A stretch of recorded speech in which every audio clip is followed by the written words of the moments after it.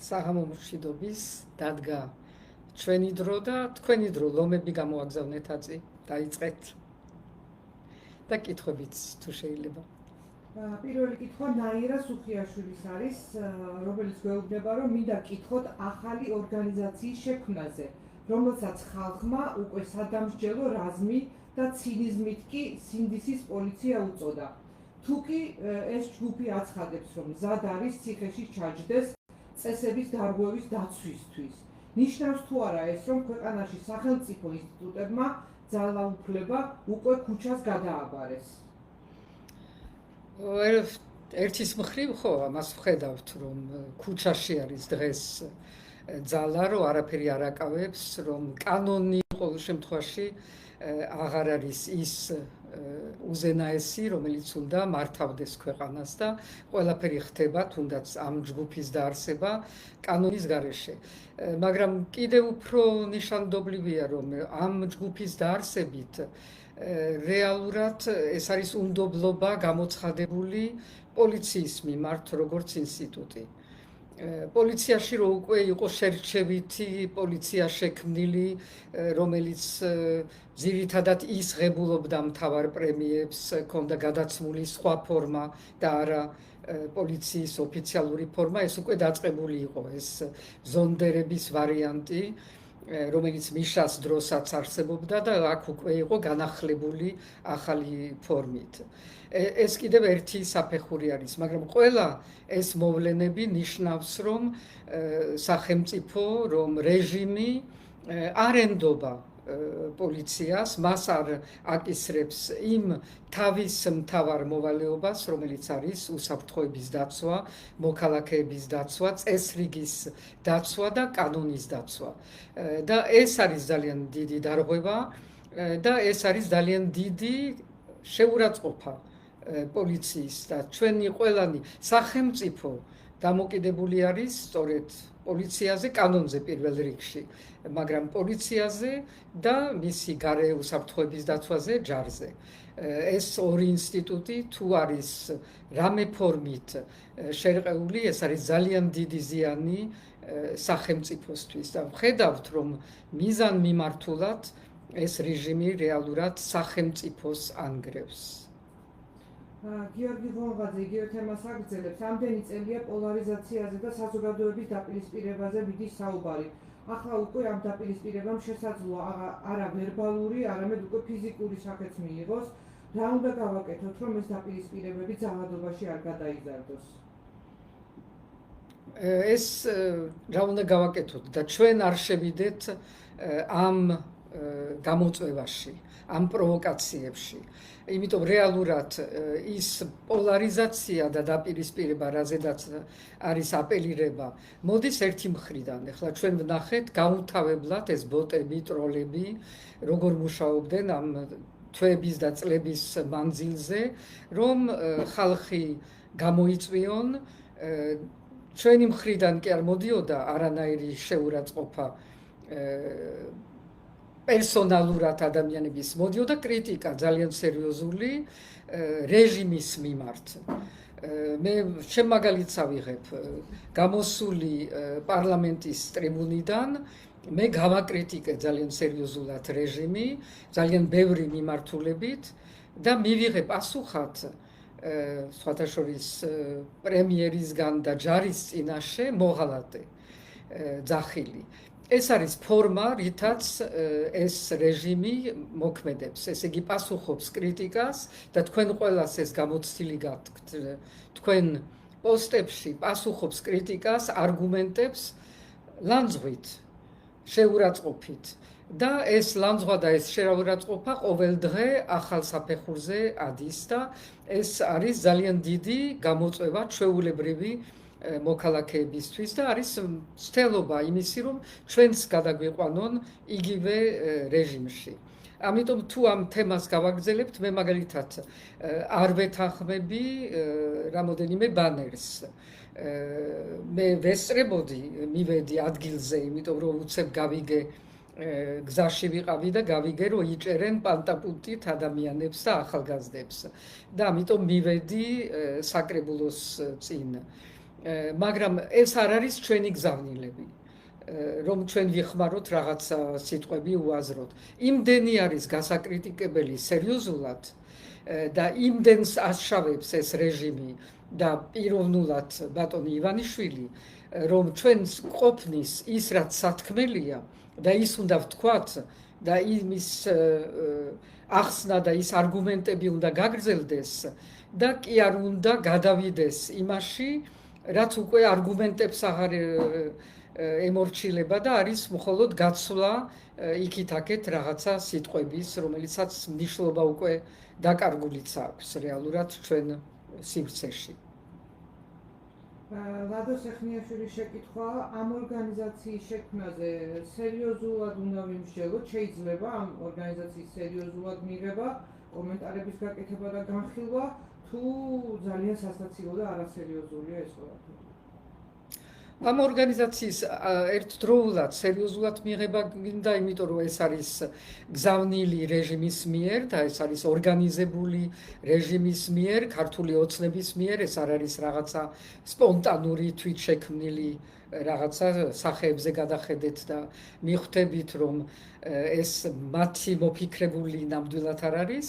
ეს არის პოლიტიკა, ეს არის სტრატეგია დესტაბილიზაციის ქვეყნის, რომელიც ერთ-ერთზე ჯდება ჩვეულებრივ ძველ რუსულ სტრატეგიაში, როგორ მოვახდინო ქვეყანაში დესტაბილიზაცია, ამ ქვეყნის დასუსტება, ამ საზოგადოების გახლეჩვა, ძალიან ძველი ინსტრუმენტები არის გამოყენებული. ამიტომ ამ მხრივ სერიოზულად უნდა მივიღოთ, მეორეს მხრივ არასერიოზულად, იმიტომ რომ ეს ადამიანები არ არიან სერიოზული ადამიანები და არავითარ შემთხვევაში ამან უნდა გამოიწვიოს საპირისპირო რეაქცია, ანუ ჩვენს მოვნახოთ სადღაც დიდკუნთიანი ადამიანები და დავიწყოთ იგივე რაღაცა ჯგუფის შექმნა და დაპირისპირება, იმიტომ რომ ერთ-ერთი საბოლოო მიზანი ასეთი ჯგუფების არის სწორედ ის, რომ საზოგადოებაში გაჩნდეს ორივე მხარეზე ასეთი ჯგუფები და შემდეგ ეს გადაიზარდოს იმაში, რაც არ გადაიზრდება, იმიტომ რომ ჩვენ უკვე გვაქვს ეს გამოცდილება მიღებული, ვიცით რუსეთი აქ რას და როგორ მოქმედებს და ამიტომ არ უნდა მივცეთ ამისი უფლება, ჩვენ გვაქვს იმდენი თვითშეგნება იმისი თუ რამდენად გვიღირს ეს ქვეყანა და მისი მშვიდობა, არ არის საჭირო ომი არ გინდა ძახილი, მშვიდობა გვინდა ამ ქვეყანაში და არ გვინდა რომ მივცეთ გზა ყველა იმ დესტაბილიზაციის ინსტრუმენტებს, რასაც რუსეთი ამ ქვეყანაში ქართული ოცნების ხელით მოიგონებს. ქითო სულაბერიძე გამოჩნდა, რომ როგორც თქვენ ამბობდით, ტრამპის ბოლო წერილი ნამდვილად პროტოკოლური ხასიათის იყო. ვერაფერი გაიგო ოცნებამ ამ წერილით და საკუთარ ამომრჩეველს ატყუებდა, ესეც კარგად გამოჩნდა. ახლა წამოეწიათ ასევე ტრამპის ადმინისტრაციის მხრიდან ქართული ოცნების მიმართ სერიოზული კრიტიკა. რამდენად შეიძლება მოახდინოს ამ კრიტიკამ გავლენა ოცნების დღის წესრიგზე და კურსზე? ოცნების დღის წესრიგი არ არის ოცნების დღის წესრიგი, ეს არის რუსეთის დღის წესრიგი. ოცნების კურსი დღევანდელი, რომელიც ასევე დღეს გუშინ გაახმოვანა კიდევ ერთხელ პაპუაშვილმა და კიდევ ერთი ნაბიჯით, ერთი საფეხურით წინ წავიდა, როცა თქვა, რომ ჩვენ ბოლოს და ბოლოს ინტერესიც არ გვაქვს ევროკავშირში შეცვლის, რას მოგვიტანსო და ეს არ არის მთავარი, ეს არის რუსეთის გზავნილი, რუსეთის ინსტრუქცია და ამიტომ ქართული ოცნება უკვე არაფერს აღარ ნიშნავს. პირდაპირ განვიხილოთ საიდან მოდის და როცა განვიხილავთ თუ საიდან მოდის, გავიგებთ საიდან მოდის, ესე იგი ამერიკის თუ აქ საელჩოსი თუ ადმინისტრაციის განცხადება ამას არ შეცვლის, ვერ შეცვლის, იმიტომ ეს არის ის კურსი, რომელიც ვალდებულები არიან ესენი რომ გაატარონ, ეს მხოლოდ შეიცვლება, როცა ძალთა თანაბარდობა შეიცვლება და მივხედოთ უფრო იმას თუ რა ხდება უკრაინა და რუსეთის შორის, რა დღეში არის თვით რუსეთი, რუსეთის დასუსტება არის ამ კურსის შეფერხება. ამიტომ იქ არის მთავარი და ჩვენ გამძლეობაში ცხადია ეს მხოლოდ გარეთ არ ხდება და ჩვენ უნდა კარგად შევიგნოთ რა ხდება და მერე ამ კურსს და ამ მცდელობებს გავუმკლავდეთ ძლიერად. ტრამპისა და ზელენსკის შეხვედრისა და თავდაცვითი შეთანხმებების ფონზე რა მოლოდინი უნდა ჰქონდეს საქართველოს აშშ-სგან უსაფრთხოების გარანტიებისა და პარტნიორობის კუთხით? ეს დღევანდელი საქართველო ვერავანაირ გარანტიებს და პარტნიორობას ვერ მიიღებს, მაგრამ ჩვენ ისიც ვიცით, რომ ყველაფერი იქ რაც წყდება ტრამპის და ზელენსკის და შემდგომ რუსეთთან და ის რაც დღეს მოჩანს, რომ რუსეთი ნელ-ნელა მიდის იმისკენ, რომ შეიძლება მისთვისაც აუცილებელი გახდეს უკვე მშვიდობის მოპოვება, იმიტომ რომ თვით ხალხშიც უკვე რეაქციები არის. ეს ყველაფერი ნიშნავს, რომ უკრაინა იგებს, მოიგო და ეს არის გამარჯვება ყველასთვის, ევროპისთვის და საქართველოს მოსახლეობისთვის, არა დღევანდელ რეჟიმისთვის, არამედ მოსახლეობისთვის და ხვალინდელი საქართველოსთვის. უსაფრთხოების გარანტიები, ყველანაირი მოლაპარაკებები, ეს იქნება ამერიკასთან თუ ევროკავშირთან, ყველა ჩვენ პარტნიორებთან არის დამოკიდებული იმაზე, რომ ჩვენ ამ რეჟიმის მაგივრად მოვიპოვოთ ის ხელისუფლება, რომელიც იქნება წარმომადგენელი რეალურად ჩვენი საზოგადოების, ამ საზოგადოების მოთხოვნების და რაც მთავარი არის ალბათ საქართველოს ინტერესების. ბევრს საუბრობენ ესენი, საქართველოს ინტერესიო, საქართველოს ინტერესი. მხოლოდ და მხოლოდ რუსეთის ინტერესებს ატარებენ უფრო და უფრო აშკარად. ვინც თვალზე ხელს იფარავს და არ უნდა რომ დაინახოს ესა, იმას აქვს სხვა კერძო ინტერესი და ეს არის ყველაზე დიდი ტრაგედია ამ ქვეყანაში, რომ ვიღაცები დღესეც ამ აშკარა რუსულ პოლიტიკის წინაშე ირჩევენ თავიანთ კერძო მოგებებს, ინტერესებს და ამის გამო სწირავენ თავიანთივე შვილების მომავალს. ეს საქართველო რანაირად უნდა გამოვაკეთოთ? რამდენი მკვლელობა? ეს ყველაფერი მკვლელობა თავისთავად ხო ერთადერთი გამოკეთება არის სასამართლო კანონი, წესრიგი. თუ არა ნებისმიერი ქვეყანა, რომელიც ჩადგება ამ მდგომარეობაში, სადაც კანონი არ კანონობს, სამართალი არ არის, პოლიცია დღეს ვხედავთ, გვერდზე არის გაწეული თვით იმ რეჟიმის მიერ. ამ პირობებში ვერც ერთ ქვეყანაში სხვაგან ვერ იქნება უსაფრთხოება. ეს არის პირდაპირი შედეგი და ჩვენ გვინდა რომ რაღაცა ცალ-ცალკე მივხედოთ სხვადასხვა პრობლემებს, როცა რეალურად ჩვენ გვაქვს ერთი დიდი და მთლიანი პრობლემა, რომელიც აისახება შემდგომ ყველაფერში, კრიმინალობაში, კორუფციაში, განათლების სისტემის დანგრევაში. ეს ყველაფერი არის შედეგი იმისი, რომ ჩვენ არ აყვავს დღეს რეჟიმი, რომელიც ასახავს ჩვენი ქვეყნის და მოქალაქეების ინტერესებს. ჩვენ ვართ ტყვეთ აყვანილი ამ რეჟიმის, რომელიც თვითონ არის ტყვეთ აყვანილი რუსეთის მიერ. ნებსით თუ უნებლიეთ, არ ვიცი, არც მაინტერესებს. მარიამ ნადირაძე ამერიკის თემას აგრძელებს. ამერიკის საელჩომ ბოლო განცხადებაში გამოხატვის თავისუფლებასთან დაკავშირებულ რისკებზე გაამახვილა ყურადღება და როგორ შეაფასებდით ამ გზავნილს თვითონ და რა გავლენა შეიძლება ჰქონდეს მას საქართველოს საერთაშორისო ურთიერთობებზე? დროა ჯერ ერთი ვიტყოდი რომ ამერიკის საელჩო დიდხანს დუმდა ეს ბოლო პერიოდი, არ ვიცი, იმიტომ რომ ელჩი აღარ არის, არ ვიცი, იმიტომ რომ ამერიკის ადმინისტრაციის ყურადღება სხვაგან არის გადატანილი, მაგრამ ძალიან დროული არის ასეთი განცხადება და ეხლა რა შედეგები უნდა მოყვეს ამ კონკრეტულ განცხადებას, არ ამგონია.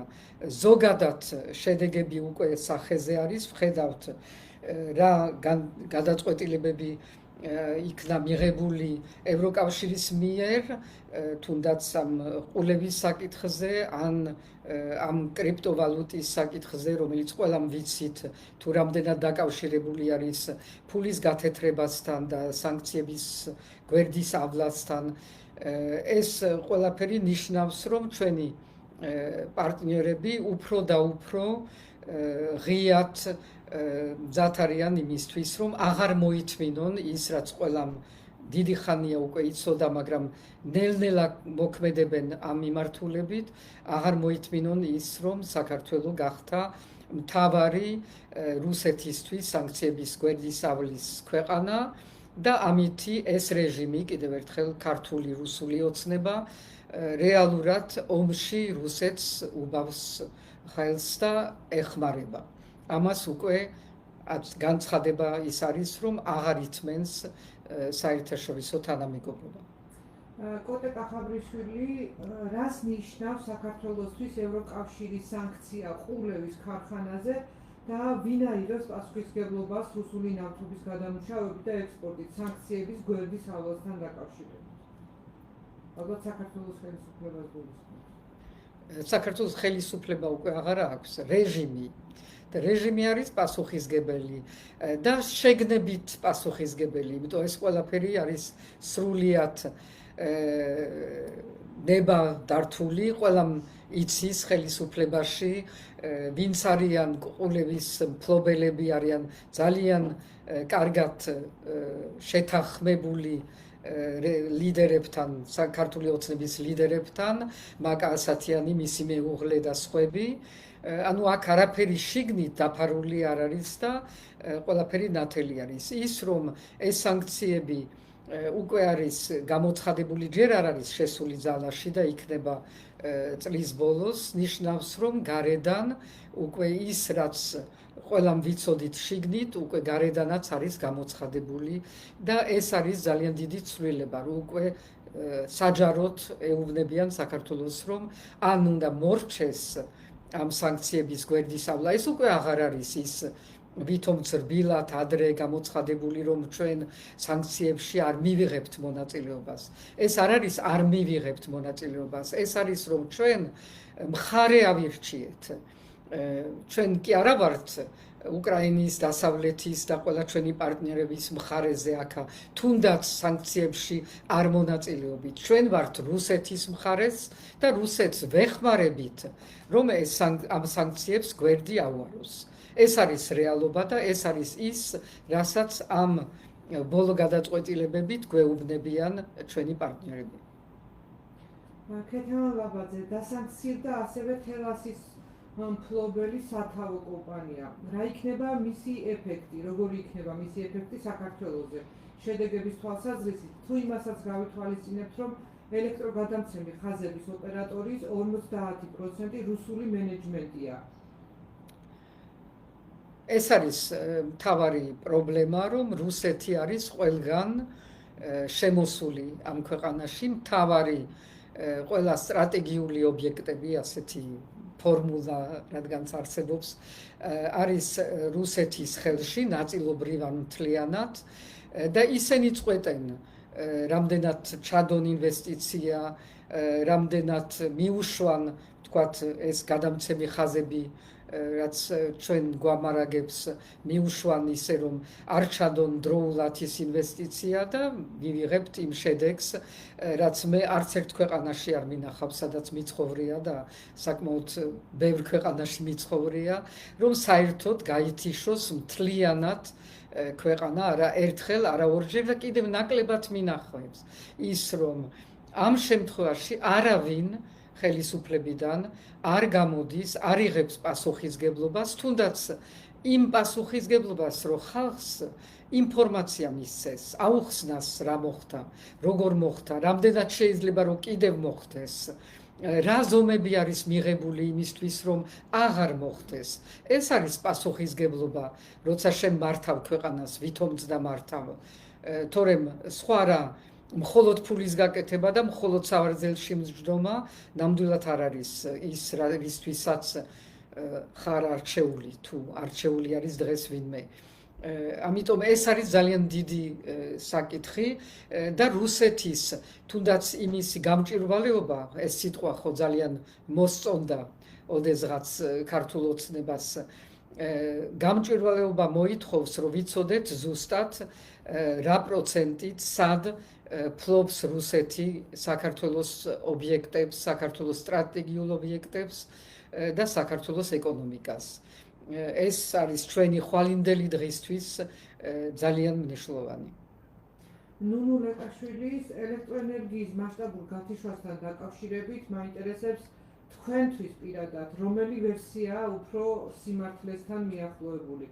საბოტაჟის ვერსია პირველი თუ მეორე კრიპტოსფოთის საჭირო ზედმეტი ელექტროენერგიით მოხმარებით გამოწვეული გადატვირთვა?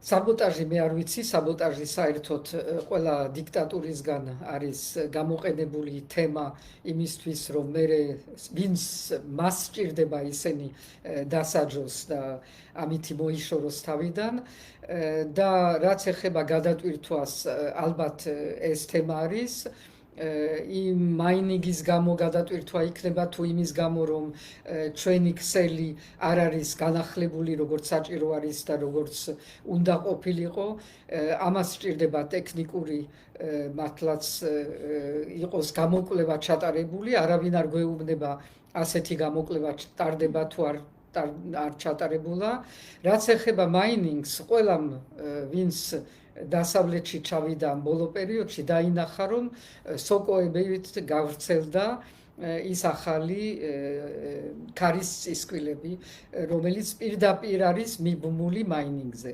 იმიტომ რომ არ იყოს მაშინ ეს წისქვილები იქნებოდა ჩართული საერთო ქსელში და რაღაც ნაწილში მაინც რომელიმე რეგიონში იქნებოდა მომარაგება დაცული ამის ეს არის მთავარი დანიშნულება ამ ალტერნატიული ელექტრო საშუალებების და როცა არის მხოლოდ იმისთვის რომ ის მაინინგი რომელიც ეკუთვნის როგორც ვიცით ქართულ ოცნების მაღალჩინოსნებს და მათ შორის როგორც ამბობენ ივანიშვილს მაშინ ის არანაირად არ სარგებლობს ქვეყანას მოქალაქეებს და მხოლოდ იმ ინტერესებისთვის არის შექმნილი ქვეყანაში და ამიტომ ვნახეთ რომ როგორ სწრაფად როგორ სასწაულად უცებ ამოვიდა იმიდან მიწიდან ეს წისქვილები როცა ჭირდებათ იმიტომ რომ ამ დროს დაიწყო ის დასანქცირებები როცა ჭირდებათ მაშინ ძალიან სწრაფად მოქმედებენ როცა მათი პირადი ინტერესები არის საფრთხის ქვეშ და როცა ქვეყნის დენით მომარაგება არის საფრთხის ქვეშ იქ არავის უკვე აღარ აინტერესებს კულტურის მინისტრის წასვლის ოფიციალური მიზეზი ჯერად თუ სამთავრობო ცვლილებების უკან შიდა დაპირისპირებასა და კორუფციას გატვირთვა. ისიც და ისიც ყველაფერი ალბათ არის ერთად თავმოყრილი დიდად საინტერესო არ არის იმიტომ არის ეს ერთ-ერთი ეპიზოდი ამათი რაღაცა შიდა უნდობლობის დაჯახების იმიტომ რომ რეალურად ეს უკვე არის გროვა გუნდი რაღაცნაირი და არა თავრობა როგორც ასეთი და დიდად არანაირი მნიშვნელობა არ აქვს ერთადერთი მნიშვნელობა იმას შეიძლება ქონდეს რომ რაც დრო გადის კულტურის სამინისტროში ჩვენ გვაქვს უფრო და უფრო დაქვეითებული სურათი სახე იმიტომ რომ ესეც არის რუსეთის ერთ-ერთი ფორმა რომ შეურაცხყოფა მიაყენოს ქვეყნის კულტურას და იდენტობას და გვითხრას რომ შენი სახე ეს არის როგორც გვაჩვენეს რომ ჩვენი სახე არის ის რომელიც ატარებს პრეზიდენტის სახელს ასევე გვეტყვიან რომ თქვენი სახე არის ასეთი კულტურის მინისტრი და ამისი ღირსი ხართ ასე რომ დაველოდოთ ვინ იქნება შემდეგი და შიშობ და ვეჭვობ რომ იქნება კიდევ უფრო დაბალი კატეგორია ვიდრე რაც აქამდე ქონდა და მიდის სულ დაბლა და ეს არის პირდაპირი გზავნილი რუსეთის საქართველოს მიმართ და ქართულ კულტურის და იდენტობის მიმართ მაისურაძეებს ვაგრძელებს ამ კულტურის მინისტრის თემას და გვეკითხება რამდენად ეთანხმებით იმ მოსაზრებას რომ ხელისუფლებას კულტურის სამინისტროში სჭირდება არა უბრალოდ მმართველი, არამედ მკაცრი ფიგურა, რომელიც იდეოლოგიურ ბრძოლას და ცენზურას კიდევ უფრო აგრესიულად გაატარებს. მკაცრი იდეოლოგი, დამსჯელი და აგრესიული ყავდა, როგორც კულტურის მინისტრი.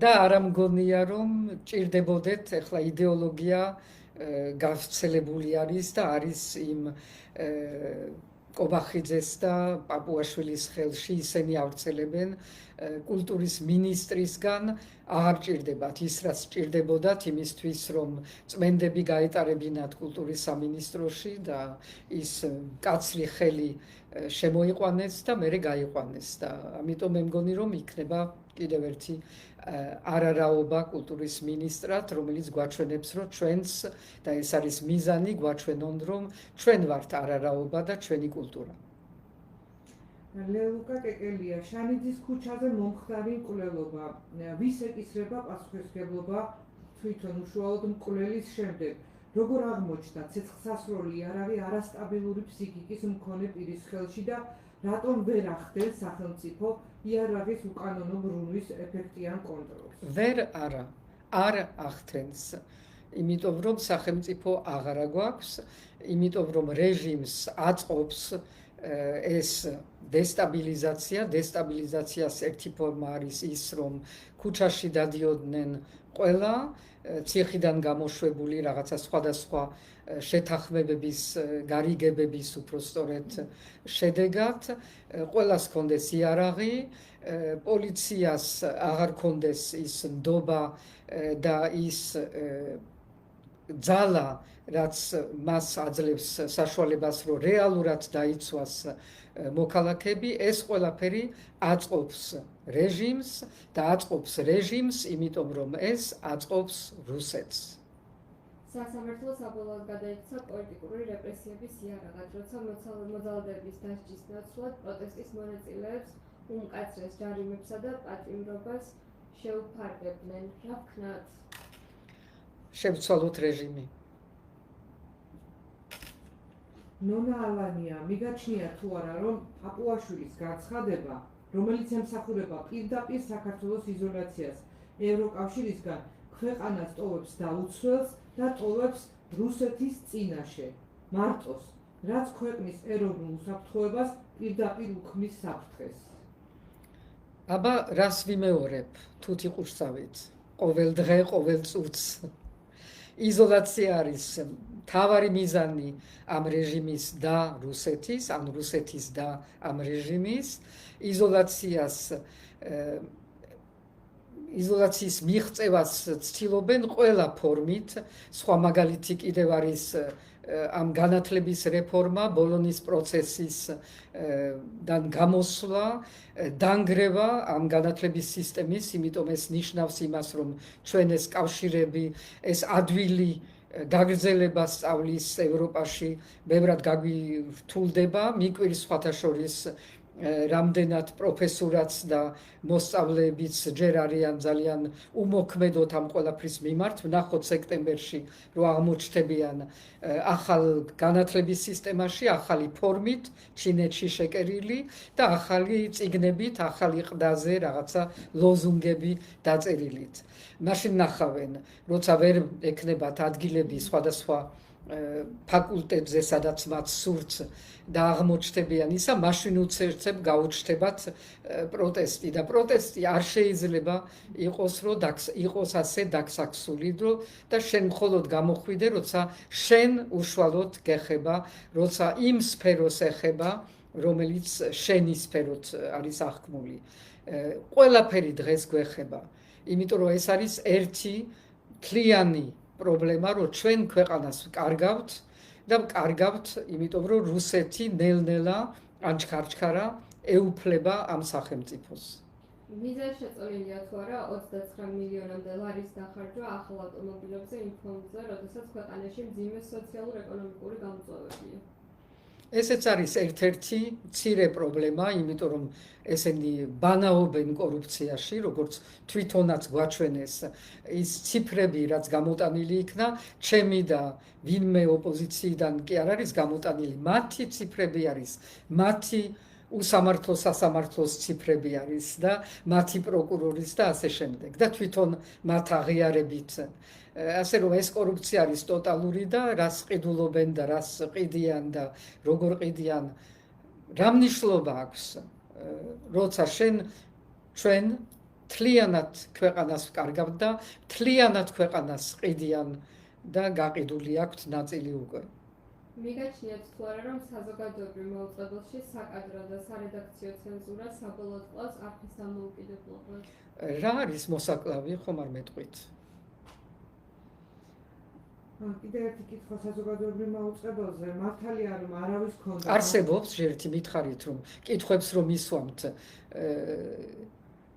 საზოგადოებრივი მოუწყებელი ასეთი რამ არსებობს საქართველოში? მე მგონი რომ პასუხი ნათელია. მერე კითხვა მაინც. მართალია არავის ქონდა განსაკუთრებული მოლოდინი რომ ქართული ოცნების ხელისუფლებაში ყოფნის პირობებში საზოგადოებრივ მოუწყებელში ფუნდამენტური ცვლილებები შეიძლება მომხდარიყო, თუმცა თავმჯდომარის ბოლო არჩევნები მედიის თავისუფლებისა და განსხვავებული აზრის პატივისცემის ერთგვარ გამოცდად იქცა. როგორ შეაფასებთ თავად ამ პროცესს არჩევნების და მის შედეგსაც? ვერ შევაფასებ, იმიტომ არჩევნები არ ჩატარებულა. ეს არის დანიშნვა პირდაპირ რა არჩევნები, ერთი კანდიდატი არის და სრულ საბჭოთა კავშირში ვართ. ის ვინც არის დღეს ხელმძღვანელი უტიფრად აგზელებს იმის თქმას, რომ ვითომც და მიუკერძოებლობა იმას ნიშნავს, რომ ადამიანებს აღარ აქვთ თავიანთი აზრის გამოთქმის უფლება პიროვნულად თავიანთ Facebook პოსტზე, არ ვიცი, ვინმე ასეთი ფორმით თუ გამოაცხადა თუნდაც რუსეთში. და აქვს თან პრეტენზიები, ეს ვიცი, სხვა წყაროებიდან, ჩემი წყაროებიდან აქვს პრეტენზია რომ იყოს ევროპელი, ანუ უფრო ადრე თავი მოქონდა როგორც ევროპელი. ეხლა აღარ მოყავს თავი, იმიტომ დღეს საჭირო არის მისთვის, რომ ისი 15,000 ხელფასი გაამყაროს და დარჩეს იმ ადგილას და ალბათ დარჩება იმდენად მონა არის. კოტე ქართველიშვილი, რა მოლოდინები გაქვთ ევროკავშირისა და ამერიკისგან, რასელით მათგან პრაქტიკულს და არა მხოლოდ განცხადებების დონეზე? მე მგონი რომ ძალიან პრაქტიკული არის ის მხარდაჭერა. თუ თქვენ გულისხმობთ პრაქტიკულში, რომ ვინმე ჩვენთვის ომს დაიწყებს, ომი გინდათ?